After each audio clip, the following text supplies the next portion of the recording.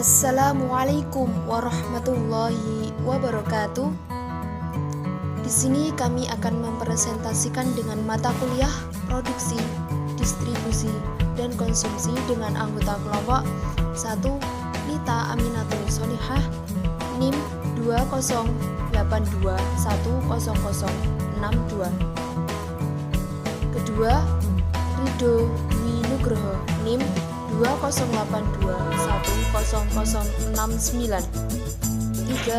Syarifatul Fikriyah NIM 208210078. 4. Tegar Wahyu Anggoro NIM 208210079. 5. Jubaidatul Mas'urah NIM 208210092.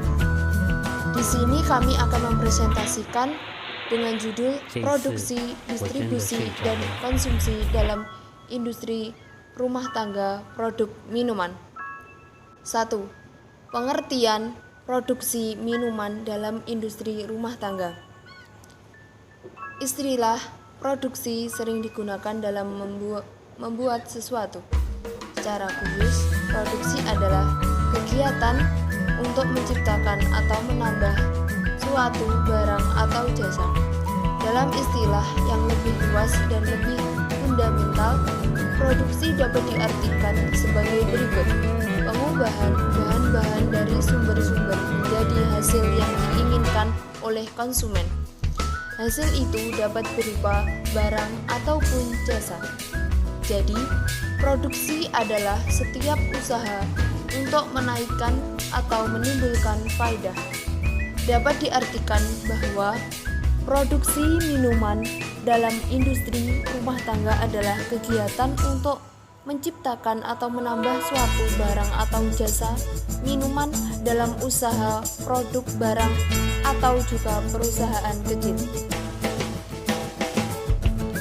Ciri-ciri produksi minuman dalam industri rumah tangga.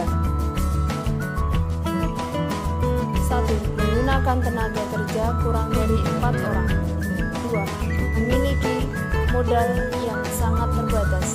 3. Tenaga kerja berasal dari anggota keluarga. 4. Pemilik atau pengelola industri biasanya kepala rumah tangga itu sendiri atau anggota keluarganya. Contoh produksi minuman dalam industri rumah tangga sebagai berikut: 1. Kopi, 2. Teh, 3. Jus buah, 4. Minuman kacang kedelai atau sari kedelai. 2. Distribusi minuman dalam industri rumah tangga. Ada beberapa alternatif saluran yang dapat dipakai. Biasanya alternatif saluran tersebut didasarkan pada golongan barang konsumsi dan barang industri. Dalam penyaluran barang konsumsi yang ditunjukkan untuk pasar konsumen, terdapat 4 macam saluran, yaitu sebagai berikut: 1. Produsen ke konsumen, produsen ke pengecer ke konsumen, produsen ke agen ke pengecer ke konsumen, produsen ke agen ke pedagang besar, pengecer ke konsumen. A. Produsen ke konsumen. Bentuk saluran distribusi yang paling pendek dan paling sederhana adalah saluran distribusi dari produsen ke konsumen tanpa menggunakan perantara. Produsen dapat menjual barang yang dihasilkannya melalui pos atau langsung mendatangi rumah konsumen atau dari rumah ke rumah. Oleh karena itu, saluran ini disebut sebagai saluran distribusi langsung. B. Produsen ke pengecer ke konsumen. Seperti halnya dengan jenis saluran yang pertama, yaitu produsen ke konsumen, saluran ini juga disebut sebagai saluran distribusi langsung. Di sini pengecer besar langsung melakukan pembelian pada produsen. Ada pula beberapa produsen yang mendirikan toko pengecer sehingga dapat secara langsung melayani konsumen. Namun, alternatif yang terakhir ini tidak umum dipakai. C. Produsen ke agen ke pengecer ke konsumen. Di sini produsen memilih agen atau agen penjualan atau agen pabrik sebagai penyalurnya. Ia menjalankan kegiatan perdagangan besar dalam saluran distribusi yang ada. Sasaran penjualannya terutama ditunjukkan kepada para pengecer besar. D. Produsen, agen, pedagang besar, pengecer, konsumen.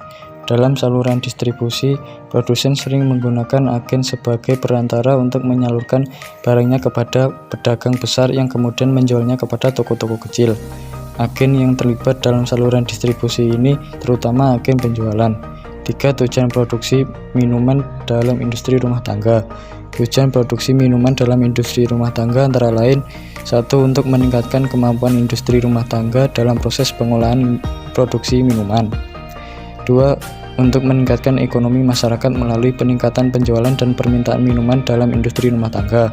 3. Menghasilkan produk minuman dalam industri rumah tangga yang standar dan berkualitas tinggi. 4. Supaya mampu mengembangkan usaha minuman dalam industri rumah tangga. Industri rumah tangga diharapkan berperan dalam memecahkan masalah-masalah pengembangan industri di Indonesia, karena industri rumah tangga mempunyai jumlah unit usaha yang jauh lebih baik dibandingkan kelompok usaha industri sedang dan industri besar. Hal tersebut disebabkan industri rumah tangga memiliki daya tahan yang kuat dalam perekonomian dan merupakan bagian terbesar dengan menumbuh kembangkan sekitar 99,18% dari keseluruhan usaha di sektor industri. D. Faktor-faktor yang mempengaruhi industri rumah tangga. 1. Keuangan. Variabel keuangan terdiri dari indikator memiliki modal usaha dan cukup memiliki laba atau keuntungan, yang memiliki indikator kekuatan dalam faktor internal. Sedangkan indikator sistem administrasi keuangan yang masih sederhana merupakan indikator kelemahan dalam faktor internal.